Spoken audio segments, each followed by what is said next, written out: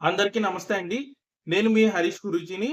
అతి తక్కువ కాలంలో నన్నింతలా ఆదరించి, సబ్స్క్రైబ్ చేసి, సపోర్ట్ చేసిన మీ అందరికీ పేరు పేరున శిరస్సు వంచి హృదయపూర్వక ధన్యవాదాలు తెలియజేసుకుంటున్నానండి. మీరు గనక నా ఛానెల్‌ని ఫస్ట్ టైమ్ వచ్చి చూస్తూ ఉంటే గనక నా ఛానెల్ సబ్స్క్రైబ్ చేసి బెల్ ఐకాన్ క్లిక్ చేసుకొని పెట్టుకుంటే, నేను చేసే మరిన్ని వీడియోస్ మీకు నోటిఫికేషన్ ద్వారా వస్తాయని తెలియజేస్తూ, మనం టాపిక్‌లోకి వెళ్ళిపోదాం. ఈరోజు టాపిక్ ఏంటంటే కుజ దోషం. చాలా మంది మీరు జ్యోతిష్యుల దగ్గరికి వెళ్ళినప్పుడు వింటూ ఉంటారు కుజ దోషం. ఇది ఎక్కువగా మీరు ఎప్పుడు వింటూ ఉంటారంటే, మ్యారేజ్ లగ్నానికి వెళ్ళినప్పుడు మ్యారేజ్ విషయంలో కానీ, లేదా సంతానం పరంగా మీరు జ్యోతిష్యులను సంప్రదించినప్పుడు కుజ దోషం అన్న పదాన్ని వాళ్ళు ఎక్కువగా వాడుతుంటారు. అసలు దీని గురించి మీకు ఈ దోషాల గురించి అర్థం కావాలంటే, ఈ యొక్క దోషం అంటే ఏంటో మీకు అర్థం కావాలండి. సో, ఇక్కడ 3 విధాలుగా మన లైఫ్‌ని డివైడ్ చేసామండి. ఒకటి సంచిత కర్మ. సంచిత కర్మ అంటే పూర్వం జన్మలో మనం చేసిన కర్మలు సంచిత కర్మ అంటారు. సో, ఇప్పుడు చేస్తున్న పనుల్ని ప్రారబ్ధ కర్మ అంటే ప్రెజెంట్ మనం ఏవైతే చేస్తున్నామో పనులు, వాటి ద్వారా అంటే మనం వెళ్తున్నాం. మనం ఒకరికి సహాయం చేసాం. సహాయం చేసినప్పుడు అది మనకు దాని నుంచి ఆ సహాయం మనకి ఎప్పుడో అప్పుడు మనకు హెల్ప్ అవుతుంది. ఒకరిని ఎవరైనా మోసం చేసాం. ఆ మోసం మనకి ఏదో ఒక విధంగా మనకొస్తుంది. అంటే ఇప్పుడు కరెంట్ జన్మలో చేస్తున్న ఇవన్నీ ప్రారబ్ధ కర్మ ప్రెజెంట్ అనేసి అంటారు. నెక్స్ట్ వచ్చేసి ఆగామి కర్మ. ఆగామి కర్మ అంటే ఫ్యూచర్‌ని ఆగామి కర్మ అంటారు.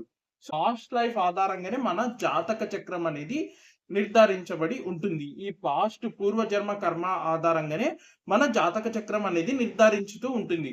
కాబట్టి ఈ ఈ 2 దాని వల్ల ఏ దోషాలున్నాయో తెలుసుకొని, దానికి తగిన పూజలు చేస్తూ మనం విజయం వైపు ఈ ఆగామి కర్మ అంటే ఫ్యూచర్ మనం విజయం వైపు తీసుకెళ్ళొచ్చు మన లైఫ్‌ని. సో, ఈ ఆగామి కర్మ అనేది మనకు చాలా ఇంపార్టెంట్ అండి.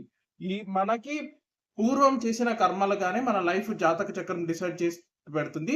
దాంట్లో ఉన్న దోషాలని దాంట్లో ఉన్నవి తెలుసుకొని, ఆగామి కర్మ ద్వారా మనం దానికి సంబంధించి పూజలు చేస్తూ మన లైఫ్‌ని ఏదైతే ఉందో విజయం వైపు మనం తీసుకెళ్ళొచ్చు. అందుకని ఆగామి కర్మ ఇంపార్టెంట్. సో, ఈ కుజ దోష అనేది ఏంటంటే ఎక్కువగా ఈ కుజుడికి ఒక మూడో గ్రహం కుజగ్రహం. ఎక్కువగా మీరు మ్యారేజ్‌లో, సంతానంలో ఈ కుజగ్రహం గురించి వింటుంటారు. సో, దీనికి ఒక చిన్న మంత్రం ఏం చెప్పొచ్చంటే తం మంగళం ప్రణమామ్యహం అని చెప్పొచ్చనమాట ఈ కుజ దోషము. సో, ఈ కుజుడు ఎవరు అంటే చతుర్భుజములతో ఎరుపు రంగు వర్ణం కలిగి మేక వాహనంపై దక్షిణం వైపు చూస్తూ గదాధారుడై ఉంటాడు ఈ కుజుడు.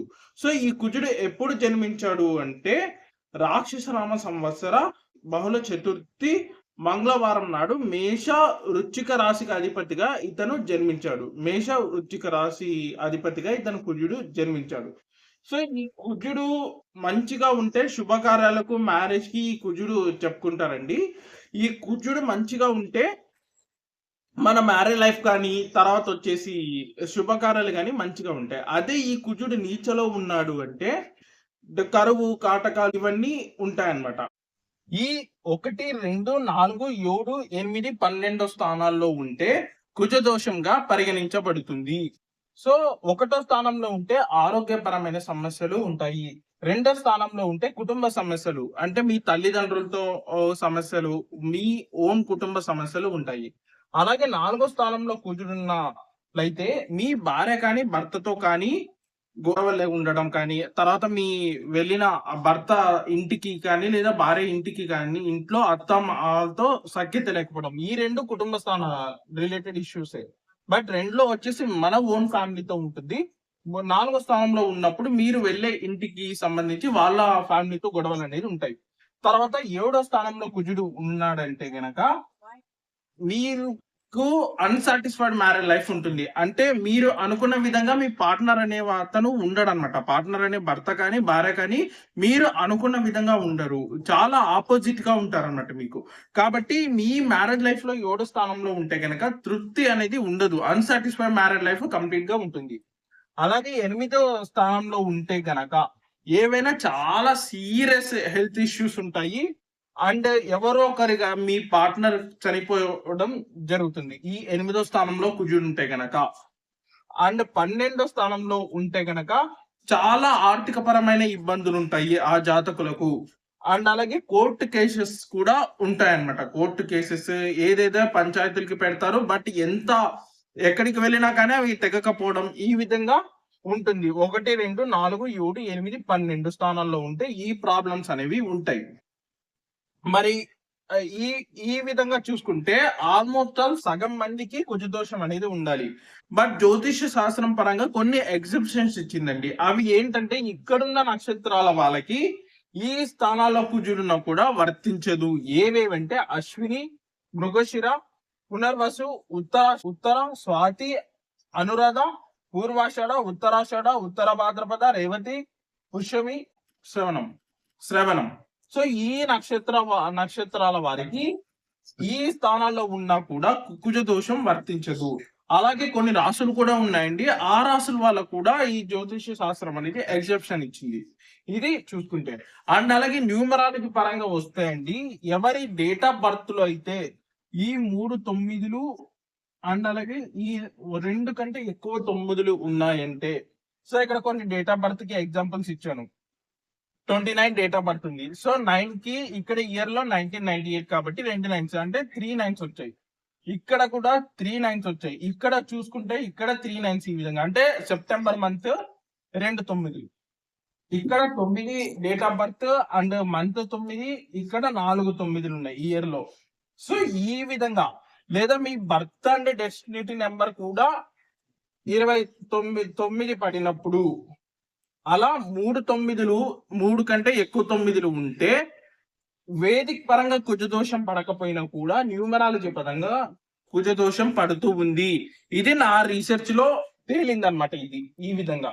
సో ఇలాంటి కుజదోషం ఉన్న వాళ్ళకి ఏంటంటే ఇవన్నీ ఇష్యూస్ ఏవైతే ఉన్నాయో, ఎంత వాళ్ళు కష్టపడినా గ్రోత్ రాకపోవడం, financial issues, marriage life issues ఇలా ఉంటాయన్నమాట ఈ కుజదోషం పరంగా. సో మరి వీళ్ళు ఏం చెయ్యాలి అనేసి అంటే, ఈ కుజదోషం ఉన్న వాళ్ళు చాలా మంది ఏం చేస్తుంటారంటే కుజదోషం ఉన్న వాళ్ళని మ్యారేజ్ చేసుకుంటే అది క్యాన్సల్ అవుతుంది. అంటే మీ డేట్ ఆఫ్ బర్త్ లో 9 ఉన్నాయి. మీరు చేసుకునే పోయే పర్సన్స్ లో కూడా ఇలా 3 9లు 4 9లు ఉంటే ఆల్మోస్ట్ ఆల్ ఇక్కడ క్యాన్సల్ అవుతుంది. అంత ఎఫెక్ట్ ఏమీ పడదు.